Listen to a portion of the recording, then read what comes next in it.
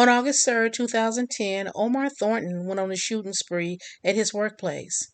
He had just been terminated for allegedly stealing. He claimed that his co-workers and his supervisors were racist. What do you think? Do you think that he was mad and he wanted revenge? Or do you think that they were treating him unfairly because of his color and he wanted justice? Let's find out.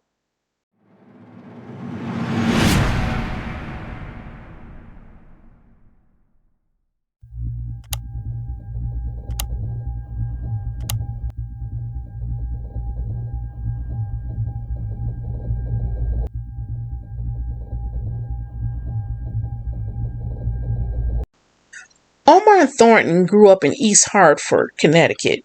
Not much is known about his early childhood except that he had a close relationship with his mother and his family. Up until recently, before the incident occurred, he had been living with his mom in an apartment complex called Silver Lake. Joanne Hanna is the mother of Christy. Christy and Omar dated on and off for about 8 years and planned on getting married. She says up until a couple of months prior to the incident, he had lived down the street. Christy Hanna, who was Omar's girlfriend, she states that she knew that Omar had a pistol permit. She said that he would take her to the range all the time to shoot guns because he wanted her to be able to protect herself. Ryan Conway, Christy's brother, said that prior to the night of the incident, he and Christy and Omar had spent the night together, that they had dinner and they played video games. Ryan went on to say that they had been to the beach on multiple times. He had stayed over to the house. He said that Omar was a good guy, and every time they were together, he bought dinner. He says pizza grinders and all kinds of stuff. Joanne, who says that she had a great relationship with Omar, says that back in 2000, he filed bankruptcy. He was having some financial problems. And in 2008, his commercial driver's license was suspended for 3 months. Omar's cousin Annette says that he owned his own trucking company. He overcame his issues with the license suspension and the bankruptcy, and that he was just a good guy. She says something had to push him over the edge because that wasn't his personality. Prior to the shootings on August 3rd, Omar had been accused of stealing beer and other items from his delivery truck. He claimed that he wasn't doing it, that the company was racist, and they were looking for a reason to harass him and try and fire him. He had told his family and friends that he was being harassed with racial slurs and that they were just treating him unfairly. He had been working with the union to try and get this situation resolved to stop the harassment. Omar also told friends and family that he was the only black person that worked in the area that he was in and that he was assigned to at work. And he felt like that he was being singled out. And they didn't want him to have that job because as a black man, he made $48,000 a year in his position. And he had a lot of people that were envy of him because he was making more money in that particular job that they were maybe in other areas of the plant.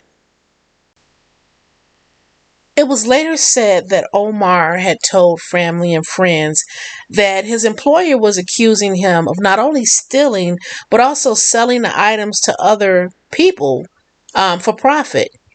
The job had offered him a chance to resign, and he refused. He said he wasn't guilty and he would not resign from his job. Unbeknownst to Omar, when he refused to resign, his employer hired a private detective to follow him and take photos. When the company felt that they had built enough evidence against Omar, they called him in with management and the union to have a meeting.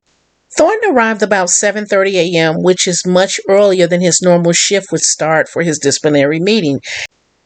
He was prepared for an outcome either way. He knew that if he was found innocent, he would go ahead and start his workday. And if he was found guilty, then he would be prepared to resign because that's something that had been discussed with the union steward prior to the meeting. He arrived with his lunchbox in hand. He put it away and he went to his disciplinary meeting. When a video footage was produced showing him selling items off the truck, he didn't dispute it. He didn't get loud. He didn't argue. He didn't try to even debate it. He didn't deny it. He sat calmly and quietly. The only thing he said was there was some good video footage. The union steward had a one-line sentence for him which says that he would resign. Part of the deal was that the company would not try and dispute him collecting unemployment, and he didn't have to say that he was fired for theft. They would just say that he resigned of his own free will. That way it would not tarnish his employment record. When a disciplinary meeting was over, Omar was told to leave the building because he no longer had employment at the distributor. He asked him if it would be okay if he could get a drink of water out of the kitchen. He was so cooperative, they had no reason to be alarmed. He calmly walked out of the disciplinary meeting and he went to retrieve his lunchbox to take it home. Instead of leaving, he took out a Ruger SR9 semi-automatic pistol from his lunchbox and he began to open fire. All accounts say that there were about 40 to 50 employees inside of the building when he started to shoot. Within minutes, 10 people will be shot. By this time, employees are hearing the shot, active shooter on grounds. They're hiding. They're trying to take cover. They don't want to be found because he is on a rampage and he is shooting random people. The first person Thornton shot was Louis Felder, operations director, in the head. Steve Hollander, who attended the meeting for the disciplinary, was hit by a stray bullet when it came through Felder and hit him. Hollander was able to hide in one of the offices, but where he was at, he could see Thornton walk up to Brian Sigrialo, his union steward, and shoot him twice, once in the back of the head and once in the front of the head. Hollander was able to get a phone and call 911. And this is what he said to the operators.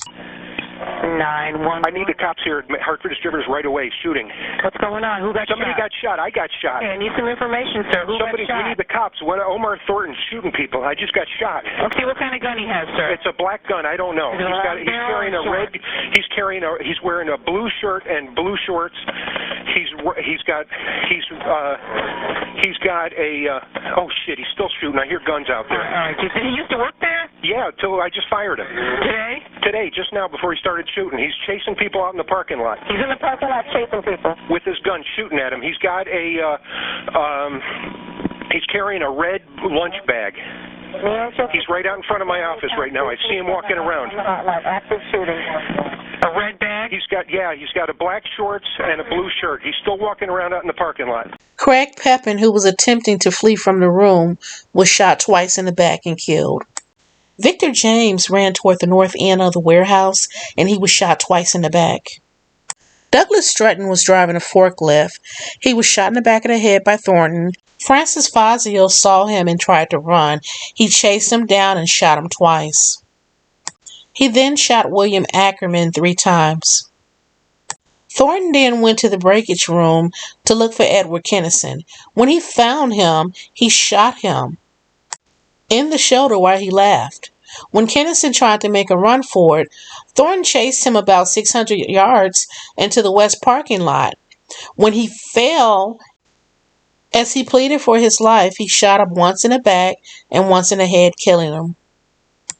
There were a total of 10 men shot that day, 8 fatally, and the other 2 survived. Police are now en route and some have arrived on the scene. Moments after speaking with Steve Hollander, they started arriving. So the question is, will Mr. Thornton give himself up or will he try and have a shootout with police? 2 employees are trapped inside of a lobby of the building. They realize that they cannot get back inside of the building because the door locked behind them. So they're standing there and they're watching. They see Thornton shooting other employees outside. So they know they can't go that way. They're trapped. They don't know what to do. Finally, they realize if they don't get out of there, he's going to basically corner them in. So they have to make a run for it. Another caller who has found a place to hide calls 911 and lets them know that he spotted Mr. Thornton. He sees Thornton trying to enter a building on the left side. Manchester emergency. Hey, we got a shooting here. Hartford Distributors, 131 Chapel Road. We are on our way. Can you see the shooter? Yeah, the black man's just fucking shooting people. He's fucking killing them. Black male? Yeah. Do you know who it is, sir? His name is Omar. Omar? Yeah. Yeah. Hurry, please. He's killing fucking people. We're on our way, sir. Okay. Okay, hurry. Do you know where he is? He's right here on the side of the building. Which right down side? near my sight. As soon as you pull in, by the generator. By the generator. He's going back in the building now. He's going back in the building. 911. Manchester, this woman is at that distributor's in a closet. Ma'am? Ma'am? Yes, Where are you, ma'am? I'm here, I'm right here. Manchester, she said he's headed towards the warehouse. His name is Omar Thornton. Right, we have that. Okay, go ahead, ma'am. Headed towards the warehouse inside the building, ma'am? Yes. Are you hiding? Yes, I need you to stay down where you are. Hold on 1 second.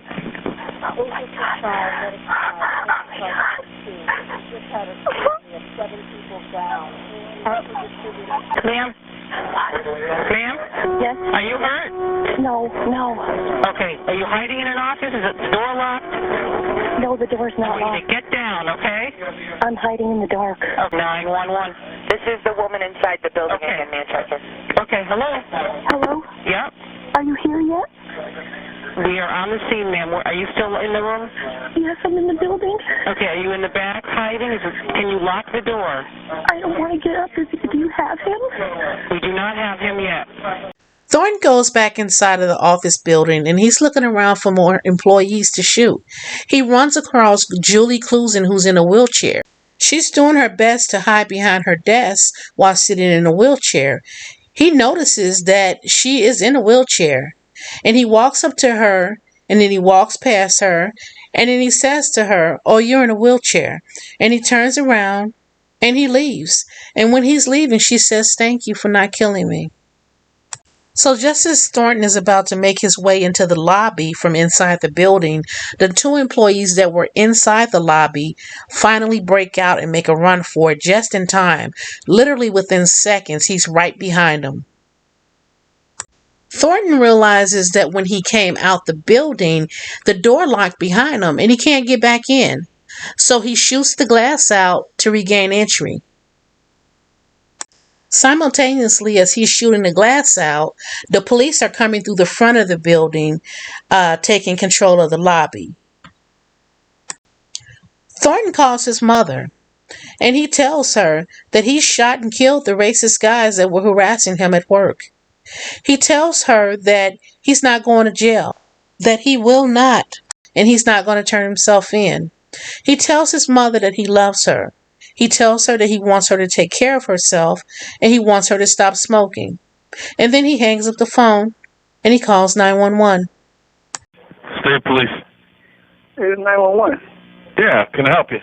This is Omar Thornton, the shooter over in Manchester. Yes, where are you, sir? I'm in the building. You probably want to know the reason why I shot this place up. This place is a racist place.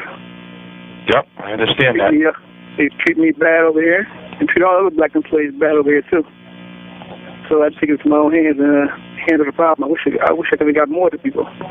Yeah. Are you armed, sir? Do you have a weapon with you?